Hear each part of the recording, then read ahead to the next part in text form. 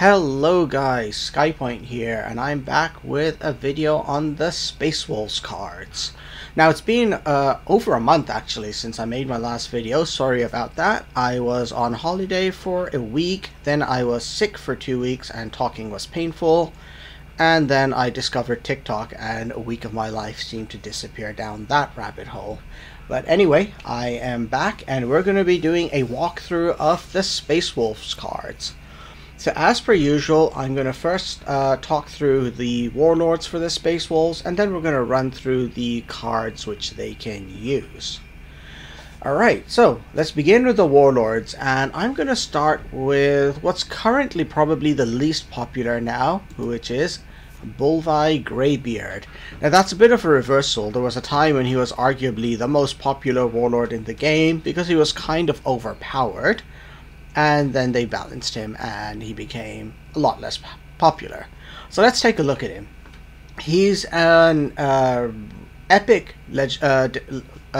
rarity warlord. So that means he's an orange. In common with most orange warlords, he's got 2 attack and 35 health. Now he has a couple of party tricks. Let's start with the lesser used one, Battle Honor. Meaning when he attacks an enemy unit and kills it, he gains ward, which means that he cannot be directly targeted, which is a pretty cool, handy ability, although most of the time you're not going to be attacking with him because you're going to be trying to use his special ability. So, for 2 energy, he gives +1 attack and +1 health to the 2 units, 1 on either side of him. Now that's a change. So before he was balanced, he would give +1 to all of his units. And there was a trick which people would then do repeatedly, which is you put a bunch of units, like cheap units, into play, and you immediately trigger his ability, making them much stronger and able to last longer.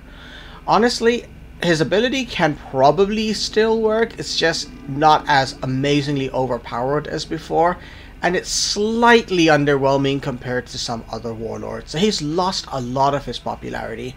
If you're climbing up the ladder on the lower planets, you can still get by with using Bolvi. He's pretty good, but he's very rare now on mid and high Terra. Alright, so that's the first warlord. Let's take a look at the second guy. Oh, they're Weird Make.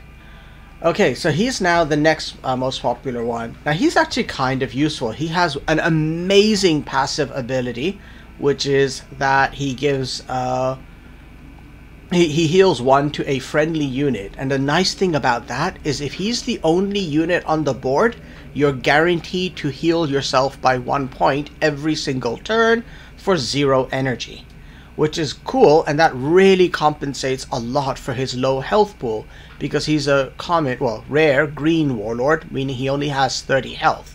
That passive ability really compensates a lot for that. And even when he's not healing himself, making sure that one of your units has a bit of extra health is always useful. The second really cool part about him is his energy ability. For 2 energy, he gives ward to a friendly unit, making it immune to direct targeting, and that could be applied to himself as well, and heals for +2 health, which again can be applied to himself. That means in your first turn, assuming the enemy guy hit you and did 2 points of damage, you can heal yourself for 1, as well as this 2 energy you spent to heal yourself again and protect yourself with ward. So he has a lot more staying power than his health would imply, and if you look through my channel, you'll find some tricky decks you can build with Weird Make, based around the ward ability. Alright, now, as you get onto mid and high Terra, you start to see the other 2 more. First of all, Gegor Fellhand. So let's take a look at this guy. He's an epic rarity orange warlord. He has 2 attack and he has 35 health, which is again the usual for an epic. His abilities though are really neat. First of all, he's the only Space Wolf warlord who has high initiative, so that's always very useful. Secondly, for 2 energy, he does damage equal to his attack. That means almost all the time you're spending 2 energy to do 2 energy to do 2 damage, which is basically making him the same as Loken, except with more health. On the other hand, if you actually manage to buff yourself to get up to 3 attack, then for 2 energy, you're actually dealing a fairly large chunk of damage there, right? You're dealing 3 attack for 2 energy, which is great. Now, there's a downside, and that's his Berserk ability, which means that if you spend all your energy playing troops or tactics, you must attack with Gegor. You cannot avoid attacking with him. So sometimes that can put you into a disadvantaged situation, especially where the enemy warlord manages to play a high health unit with front line, and then you have a choice sometimes between playing your own strong unit to try and counter it, but that might force you to attack with Gegor that turn. So if you don't have the energy left to use his ability. So you have to be a little bit smart when you play as him. And then you get on to the shining light of the Space Wolves, without doubt the most popular warlord for the Space Wolves of all, Leman Russ. He is very powerful. You can see here I've got around well over a 50% win rate with him. Played almost 120 matches and I won 72 of them. So what makes him so good? Well, he's a legendary and he comes with 2 attack and 40 health. Now, his energy ability on its own looks kind of odd, that, you know, he just gains +1 attack until his next turn. But the tricky part is his pack ability. Every time one of your own units attacks, Leman Russ can attack again. And this means he can throw out some absolutely horrific amounts of damage very quickly. So the downside to that is he can often burn out. Like if you have a lot of cheap cards to play to get troops on the board, there have been times when I managed to get the enemy warlord down to really low health and then I lost because I ran out of cards or things like that. But in general, he can just throw out huge volumes of damage. Alright, of course, being a Primarch, he has a great Reckoning ability. So let's go down and take a look at that. So his Reckoning, over here, it gets triggered when him and the enemy warlord both have 4 or less health.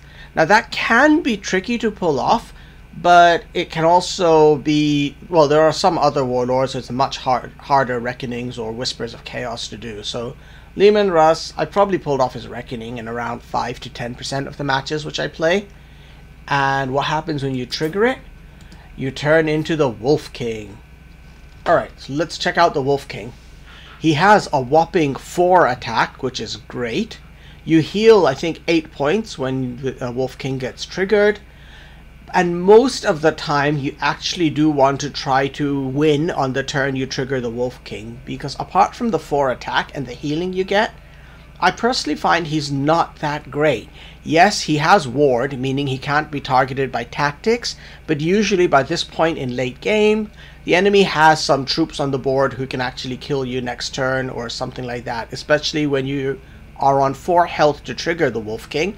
You're only healing 8 points, so you go up to 12 health, and in late game, doing 12 points of damage is not terribly difficult in the enemy turn.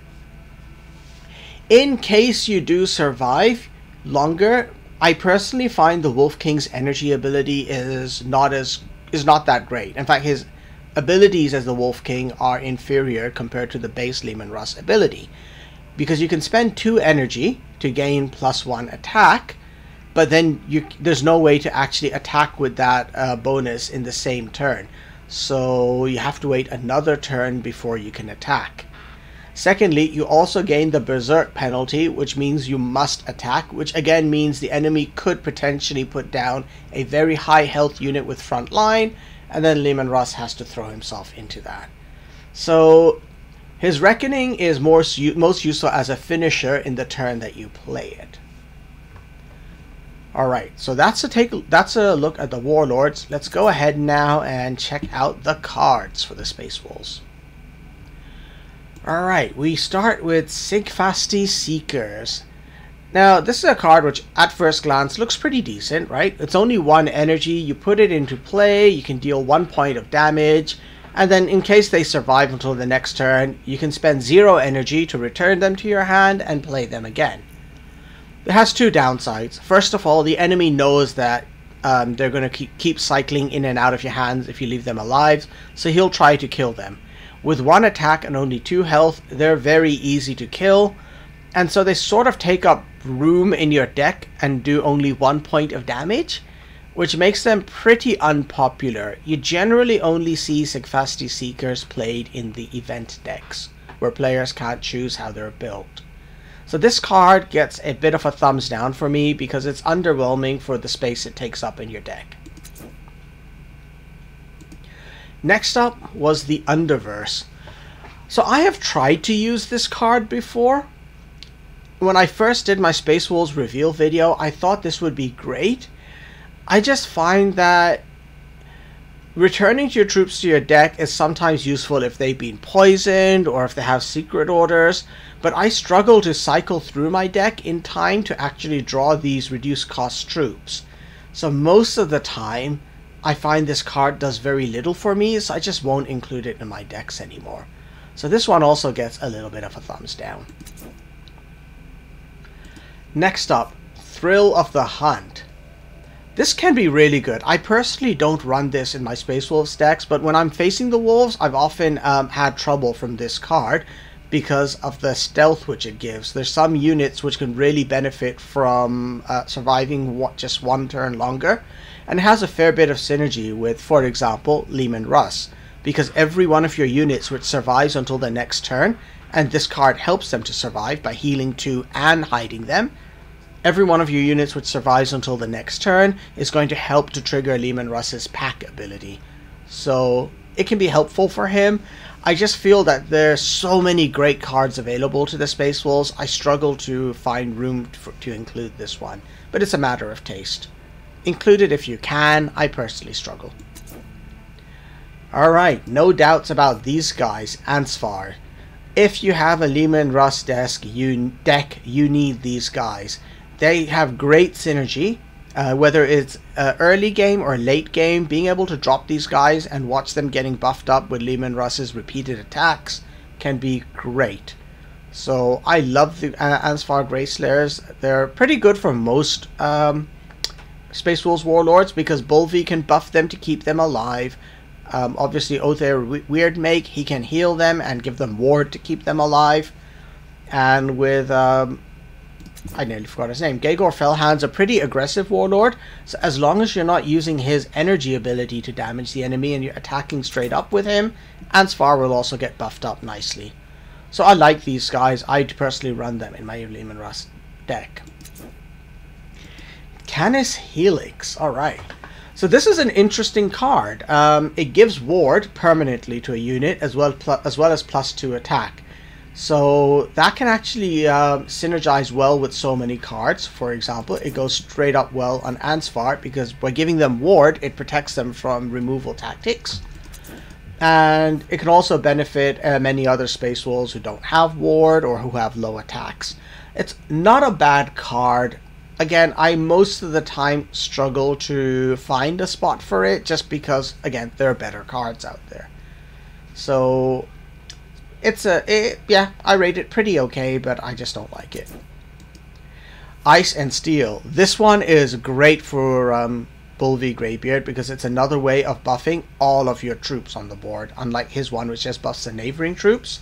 But with Ice and Steel and his ability, potentially you could give, if you have 2 troops on the board, you can give them +2 attack and +2 health, which will go a long way.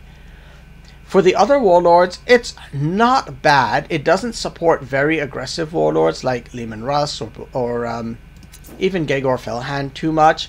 Othair Weirdmake could benefit from it. Again, especially if you're in a situation where you have lots of troops on the board, this one scales very nicely for the cost of 2 energy. Kolbir Hunters. So these guys, I never really was a fan of them until I got Leman Russ, because for 2 energy, that's fine. Having flank and being able to drop them in play and hit a weak enemy unit and hopefully they survive is fine. But for Leman Russ, these guys are an early match game changer because you can attack with Leman Russ, play these guys to hit a unit, and then attack with Leman Russ again. They're a key part of his rapid damage output. So very important for him. Okay-ish for some of the other warlords, but I'd usually pack a damage tactic in instead of these guys. Sigvar Squad.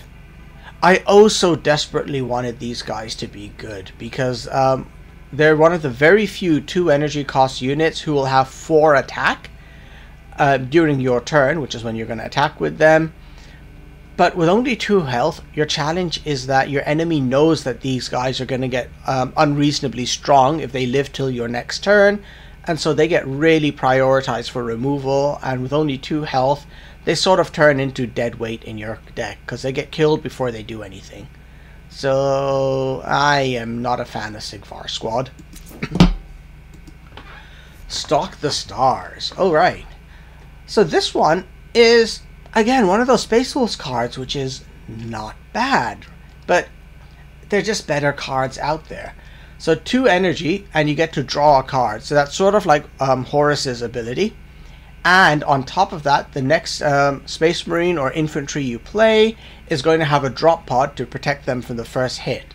So, yeah, it's alright, I guess. But again, better cards available. I personally don't run Stalk the Stars. Uldrim Hunters. Now, I like them a lot. I run these guys in most Space Wolves decks, regardless of the Warlord. Just because you can put them on the board and they're able to deal damage turn after turn if they survive, but they can deal damage while not getting hurt themselves and just staying safe. Again, with Leman Russ and his pack ability, given that you're attacking multiple times with him, Uldrim Hunters just really multiplies his damage output. If you attack twice with Leman Russ, you're doing 4 points of damage from him, plus 2 points of damage from Uldrim Hunters, so they're increasing your damage output by a whopping 50%. And if you have other troops as well, things can get nuts. So yes please to Uldrim Hunters. Curse of the Wolfen I don't like, and in general, I mean, it's a common card and I tend to use very few common cards in my deck. In this case, it's quite expensive for giving +2 attack and +2 health to a single unit. The Berserk penalty usually is not a problem when you're giving it to a troop. And sure, when that troop dies, this card goes back to your deck, but I just feel it costs too much for the benefit it gives. So let's say no to this one. Alright, Emperor's Executioners. This is a favorite. I think it's the only 3-cost card in the game that does 4 damage, and you can choose which target gets it. You can apply it to practically any enemy troop as long as they don't have ward, or you can apply it to the enemy warlord. And this has been a game changer for me so many times. Regardless of your Space Wolf warlord, you need to have both copies of Emperor's Executioners in your deck. It is one of the best common cards in the game. Horgan Pact, aka the guys who refuse to die. So you can see here, they've got very average stats for 3 energy, which is not bad. Like a unit with sub-average stats becomes a problem. 3 attack and 3 health. They have a great party trick though. At the end of each of your turns, they heal for 2 points. Given that most warlords in this game have 2 attack, it means that as long as Horgan Pact are alive, they can attack the enemy warlord. They can take 2 points of damage from that attack, and at the end of your turn, they pop right back up to full health. And that can make them a bit of a pain. So it means that they're already worth it for their energy, for their stats alone. And on top of that, you force the enemy to direct resources to destroy them, because if he doesn't, they're not going to kill themselves. So I like Horgan Pact. I don't run them with Leman Russ, but I run them with a couple other warlords. It's not a bad card in my opinion at all. Georgian Stalker Squad. These guys are bosses. Alright, let's take a look. They have so much going for them. Again, they cost 3 energy, and this time they have above average stats for 3 energy, 3 attack and 4 health. Now that alone would make them worth putting in your deck. There are very few cards in this game which give you 4 health, 3 attack, and cost only 3 energy. But they have not 1, but 2 incredible tricks on top. First of all, they have ward, which means they cannot be deleted off the board easily. Hard removal will very rarely affect them unless it's non-targeted card removal, like the Iron Hands get. And on top of that, they have Bloodthirst, meaning they can attack twice. And very few warlords, very few enemies will be able to kill these Georgian Stalker squads, especially if you play them early in the game. There are very few times they'll get killed before they manage to do at least 6 points of damage to the enemy. So I love Georgian Stalker squad. It is incredible and really needs to be in every single Space Wolves deck. Next up, Vulgar Seekers. So these guys are 3 energy as well, and pretty average for 3 energy. They have below average attack and above average health. They also come with a neat party trick, which is sneak attack. When they attack someone, they take no damage in return. Their attack is a little bit low, but they have incredible synergy with Bull V Greybeard, where his ability will push them up to 3 attack and 5 health, which makes them pretty solid.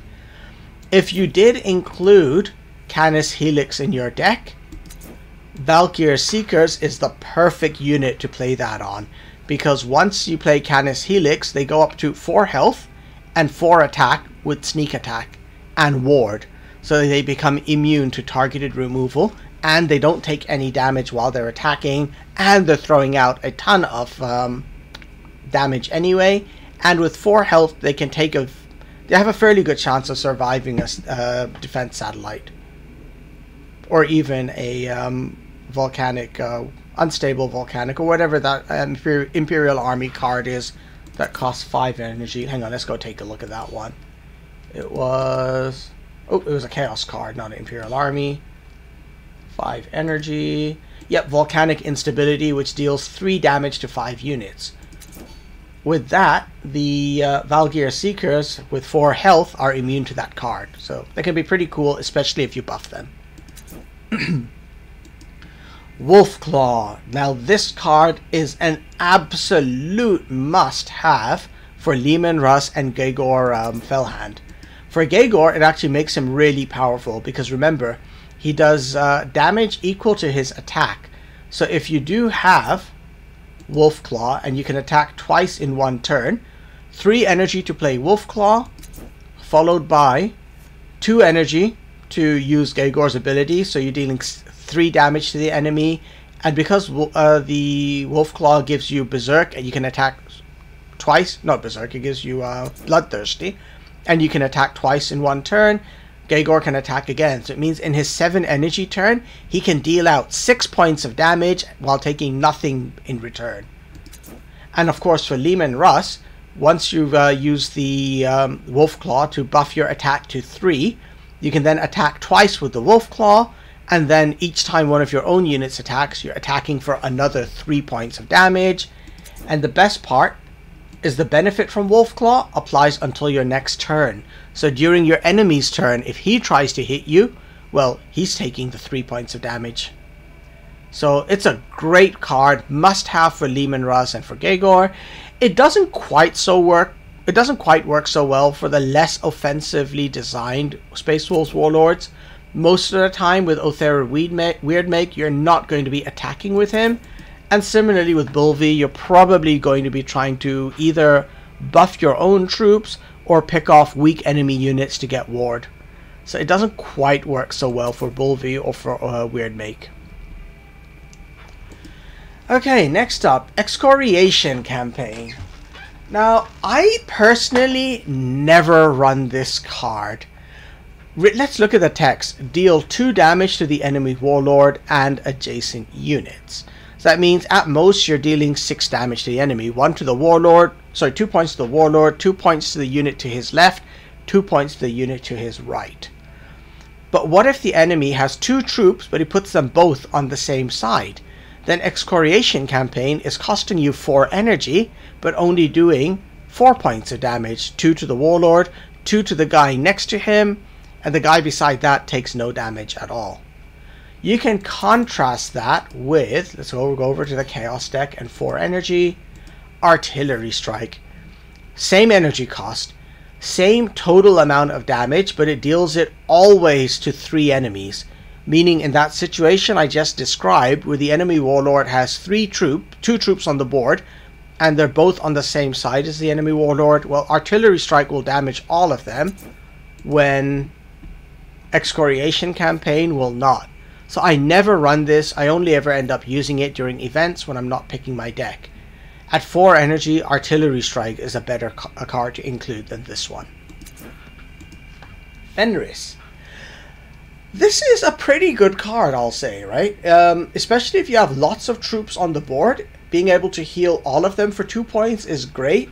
Even if you have a moderate number of troops, healing them and making them immune to direct targeted tactics and abilities is not bad. I just feel that it costs a little bit too much, and the other problem with this is, again, you'll see as we go through, there's a lot of other good cards the Space Wolves have, and I just find it hard to justify including Fenris in there. Oh my god, Halfdan Baelai. This guy is the bee's knees. He is one of the best legendary cards in the game. Let's take a look at what makes him so good. So, he costs 4 energy and he has completely average stats for that. He has slightly weak attack and slightly good health. 3 attack and 5 health. He comes with that amazingly useful ward ability, so he's totally immune to direct removal. But the big thing about him is his pack ability. Every time one of your units attacks, he heals 2 and he gains +1 attack himself. So when Leman Russ is trying to do so many repeated attacks a turn, he is buffing Halfdan Baelai to massive levels. So just watch out with Halfdan. You usually want to make sure that by the time your turn ends, he's on 5 health, because that makes him reasonably tanky and difficult to remove. So make sure after he attacks, you have enough other units attacking to heal him back up to full health. Halfdan Baelai is one of those units which will benefit a lot from, where's it gone, Thrill of the Hunt, because it really helps to keep him safe from damage. Sometimes I've seen Halfdan go up to crazy attack levels, like 15, 16, and things like that. Your enemies, especially if they can't get him off the board, will absolutely hate you for having him there. Ragvard Grayslayers, again, they're not bad. Their stats are slightly below average for their cost, but they have that ward ability, which means that it's quite likely they'll survive long enough to attack. And they have a pretty handy pack ability. They gain +1 attack every time one of your units attacks until your next turn. So that kind of sucks a little bit because they don't retain their bonus. But it compensates a lot for their base low attack, because most of the time you're going to attack with another unit before you go with these guys, so they'll have a minimum of 4 attack when they act. And if you have a pretty full board full of troops, or if you have lots of flanking or fast troops, Ragvard Grayslayers can get a nice strong attack level like 6 or 7 in your turn before they actually make a move and attack the enemy. And of course, after they've done 1 attack, if they survived, because they have ward, it's quite difficult to remove them from the board as well, because anyone who attacks them directly is going to suffer from their boosted attack. So these guys are not bad. I always run them with my Rust deck and my Gegord deck. They can also be pretty worth it, like for some of the other warlords, like Otheria Weirdmake, whose ability can help keep them alive. Seymundr Rhino. For a common card, these guys are pretty good. So they're one of the main frontline units the Space Wolves will often use. So it's a vehicle, which makes it's kind of vulnerable to crack grenades as well as to the breach card. So it can be destroyed quite easily, but it is relatively cheap for 5 health. And 3 attack means anyone who's hitting it is taking a respectable amount of damage. And the nice thing as well is, because Space Wolves tend to burn through cards pretty fast in my opinion, if it somehow survives till your next turn, well, it can help you to fill up your hand by spending 1 energy, and that way it's done no attacks, it's retained its health to try and protect you for 1 more turn, while helping you out a little bit through its energy ability. It's not a bad card, but Juergen, who we'll get onto soon, is a much better front line. Thorbrand Hunters. This is another common card, which is not bad. For 4 energy, it has a great attack value, 5 attack, and a very good pack ability. Every time one of your units attacks, these guys will deal 1 point of damage to a random enemy. And of course, if your enemy warlord is on his own, that random enemy is guaranteed to be the warlord. But they have a huge disadvantage, which is why I rarely use them myself. They have only 3 health. And there are so many ways in this game to kill something with 3 health. So I sometimes feel like I would suffer by paying 4 energy, maybe getting 1 or 2 points of damage done in the turn I play them from the pack ability, and then the enemy will just wipe them out fairly effortlessly in the next turn. So, not a huge fan of Thorbrand Hunters, because they just die too fast.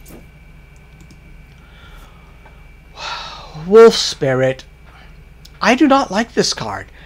I've been talking a little bit about how Space Wolves burn through their deck pretty quickly, but this card is not a great solution to that. It costs a pretty high amount, 4 energy, and yes, you get to create 3 Space Wolves, but you get absolutely no discount on their cost, which means you basically paid 4 energy and get nothing out of it this turn.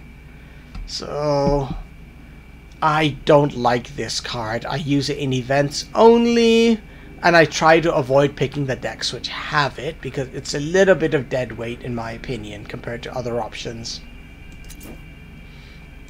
Ansgar Longfangs. Now these guys at first glance look a little bit averagey, right? They're a common card. They cost 5 energy, they have 4 attack, 5 health, and they have an alright looking ability, deal 2 damage for 2 energy. The real magic comes in this phrase, can act again. These guys are there to be a potential late game finisher. If you put them on the board and you can protect them for a turn with either front line or by making them invisible with Thrill of the Hunt, Ansgar Longfangs can really mess up your enemy, because for 10 energy they can deal 10 damage. So at late game they can often end the match faster than the enemy would have expected. So it's useful for that reason. I run it, I believe, in my Othera Weirdmake deck, because Othera, you can drop them for 5 energy and Othera can give them 2 more health to take them to 7 health, as well as give them ward.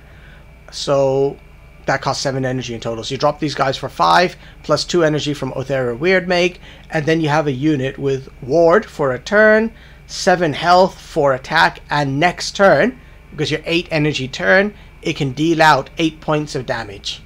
So it's pretty powerful. Doesn't quite work so well with Leman Russ because they don't trigger his pack ability when they use the energy ability.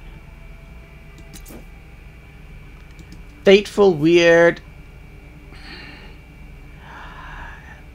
Again, I don't like this card that much.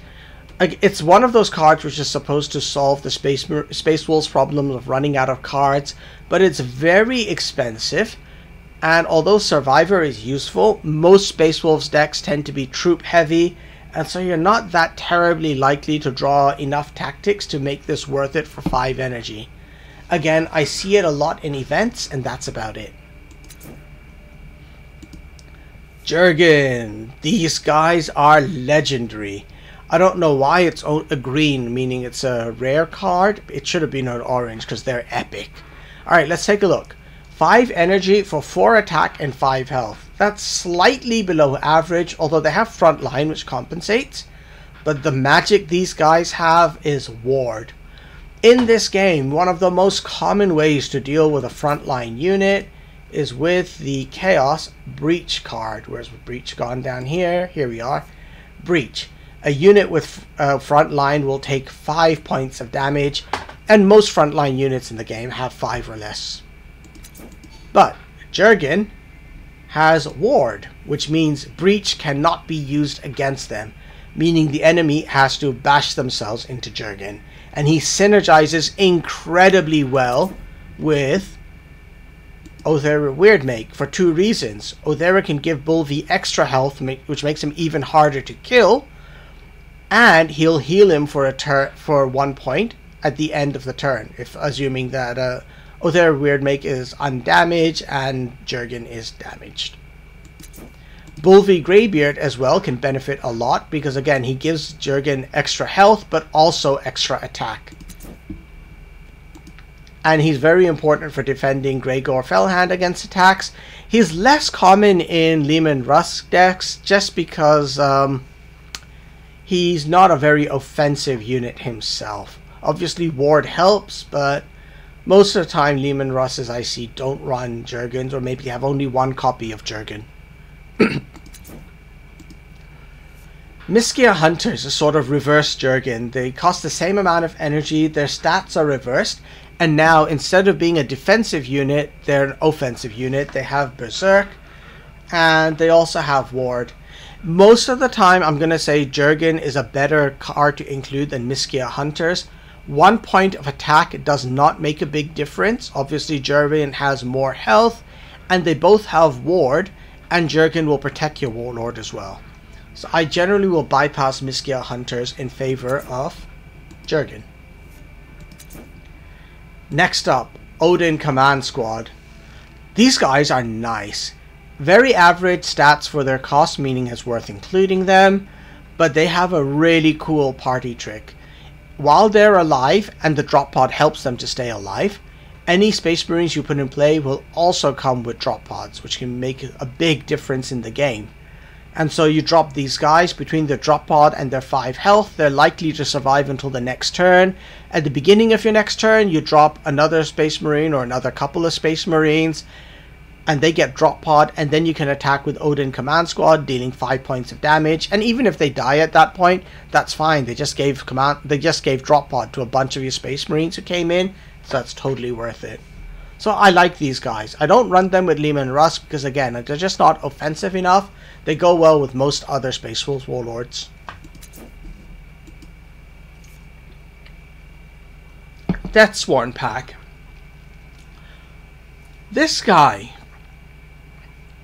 at first glance, it looks really cool. It's a 6 energy unit, yes, but it only has 5 attack, but that doesn't matter because it destroys whoever it attacks. In practice, that's a bit overstated. A lot of the units you'll even get the chance to attack will have 5 or less health anyway. And yeah, for 6 energy, there are a couple better cards you could be getting for than these guys. So these are not bad, but I personally have never put them into any decks I made.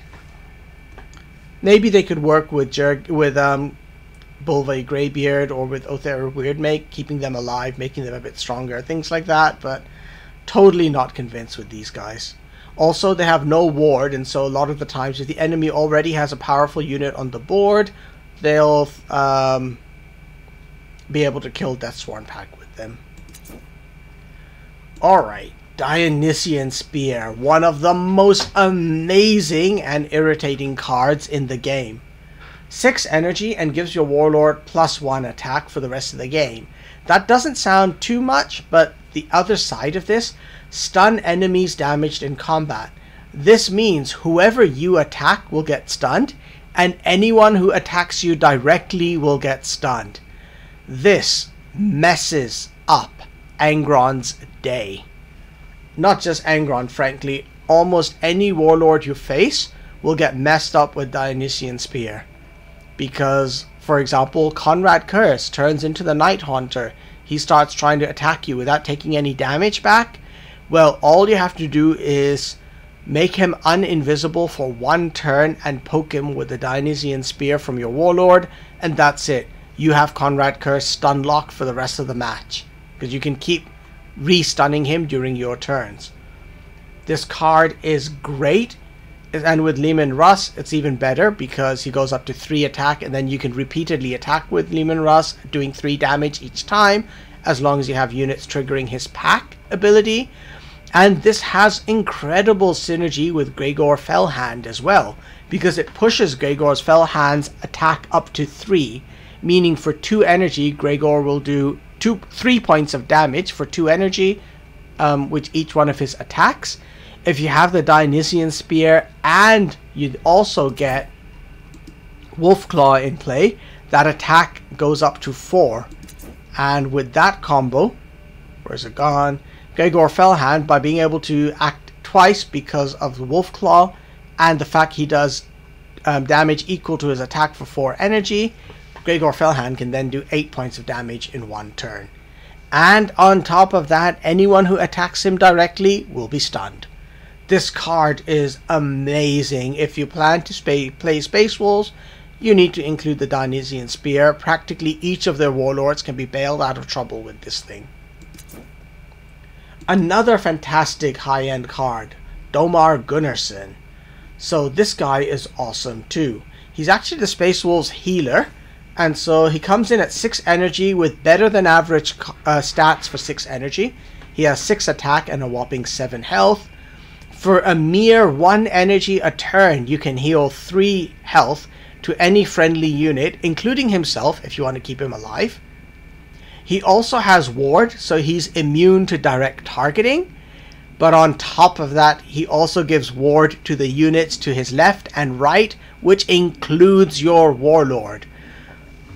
So this guy is great against Sons of Horus, because as you come up to the turn where you know the Sons of Horus are going to be playing Vengeful Spirit and kill you, you can drop Domar Gunnarsson, and because he gives your warlord ward, Vengeful Spirit can no longer be used against your warlord. On top of that, Domar Gunnarsson has ward himself, meaning removal tactics like outflank cannot be used against him. That makes him very powerful, and again, he's one of these guys who can help every single Space Wolves warlord, so include him in your Space Wolves deck. He's incredible. Next up is Varangi Veterans. These guys are great for a common card. 6 energy and very average stats for that. They only have 5 health, but they have a fantastic 7 attack, but they have flank as well. These are your guys who bail you out of trouble.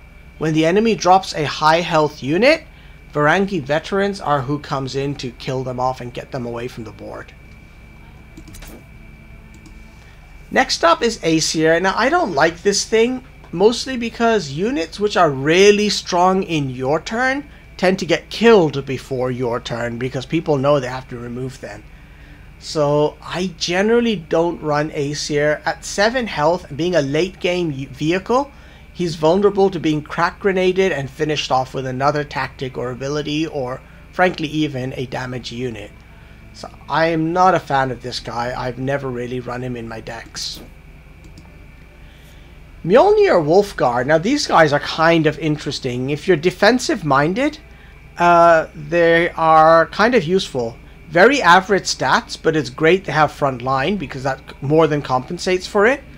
So with front line, they are able to protect your warlord, and every time your warlord or any one of your other troops attacks, you're healing 1 point of damage as well. Alright, so let's go ahead to the next card over here, which is Ragnarok. Ragnarok is fantastic. Again, it's one of these Space Wolves cards which is common, but it's really, really good. 7 energy, you can destroy any enemy troop of your choice, and on top of that, you stun adjacent units. So it's potentially killing 1 enemy unit and then impacting 2 others. Often it would be great to stun the enemy warlord and set him up to be finished off. Conrad Curse as Night Haunter is a great target for this because he might be invisible, but if he has a troop on the board, you can kill the troop with Ragnarok, and that makes Conrad get stunned, which means he cannot attack the next turn and become invisible again, meaning you open him up to be killed. Elthuzar Skrin. This is also a really great card. One weakness in this game is vehicles have a lot of vulnerabilities. Things like crack grenades, melt-a-bomb, some other unit abilities can mess around with vehicles badly. This guy doesn't care. Oops.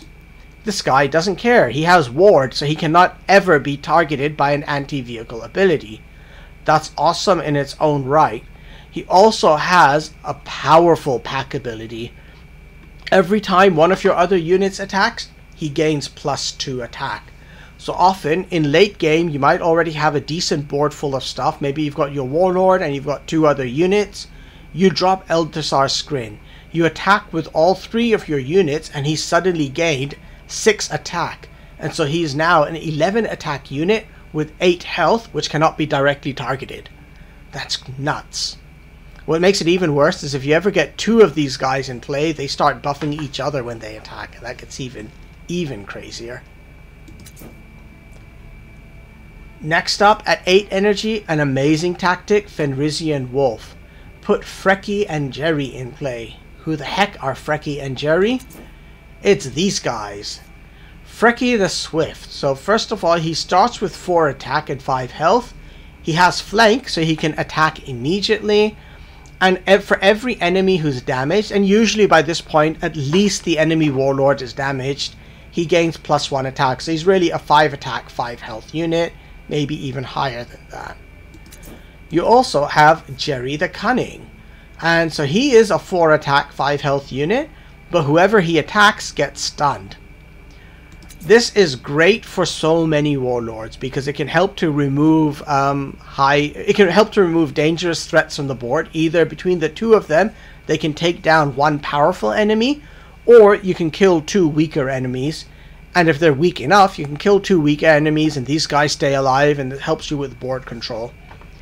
These guys are a huge boost for Leman Russ. They're a way in late game for Leman Russ to use his pack ability to attack with Leman Russ, drop where's it gone? Fenrisian Wolves, attack with the first wolf, then attack with Leman Russ again, then attack with the second wolf, and attack with Leman Russ again. So it's a very powerful setup with him. Next up, Thorleif Wolfguard. Now this is a high health, slightly below average damage unit, but as long as they're on the board, every time one of your units attacks, your Warlord will actually gain 1 point of health. I personally find that although that sounds great, most of the time by late game you don't have too many troops on the board. Or if Thorleif Wolfguard is your only troop on the board, it'll get killed before your next turn. So that pack ability rarely gets a strong chance to shine. So at 8 energy, I don't really include them. I find Eldersar Scrin to be better, or definitely Fenrisian Wolves. Next up, Pawn of Ymgr. So I've used this in events. Most of the time, coming in at late game with very below average stats, it's not that attractive, and even its pack ability, it affects a random enemy target. So unless you have lots of units on the board and you're going to be able to trigger its pack ability many times, I find that this card doesn't quite deliver for the energy cost, so I don't like to include it in there. Especially because at 9 energy, you'll hardly ever be able to play it and use your Warlord's ability in the same turn. And the very last card, Corpse Swan. One of the least popular legendary cards in the game. Looking at it, it costs 10 energy, meaning it's the only thing you'll be allowed to do in the turn. Well below average attack for 10 energy, only 8 attack. Slightly above average health, and it does have shield, so it's relatively hard to kill, but it's cost all your energy to put in play. And the next turn, it's you can either you can spend 3 energy to draw a card and put it in play. Now that's good if you have lots of troops and you've got a pretty high chance of pulling a troop out.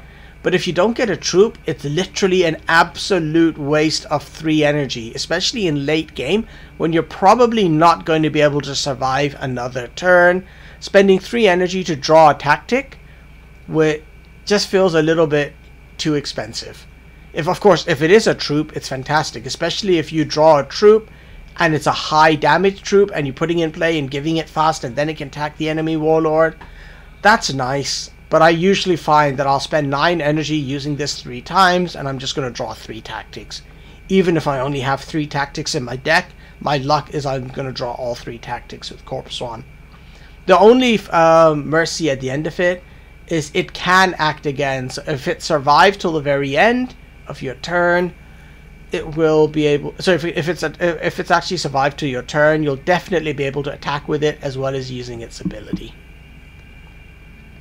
Alright, well that's been my run through the Space Wolves cards. So just to focus in on their legendaries in particular.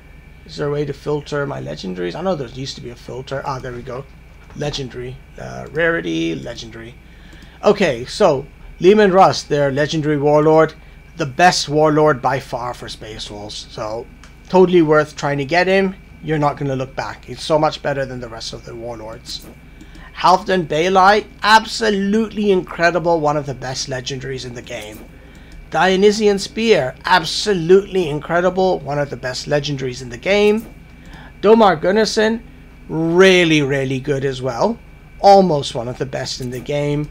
Fenrisian Wolves, extremely useful. You can get by without it, but it bails you out of trouble a lot of the times. And then Corpse Swan, which is...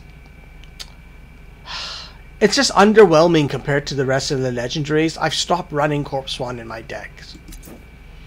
Alright, so that's been the run through the Space Wolves deck. I think the next one I'll be doing is most likely the Thousand Suns. And I hope that's going to be coming out in the next week as well. Alright, hope you guys enjoyed this video. If you haven't subscribed to me yet, please remember to hit subscribe. And you'll get notified when my next video goes out there. Hope you guys found this useful, and I'll see you on the battlefield. Bye for now.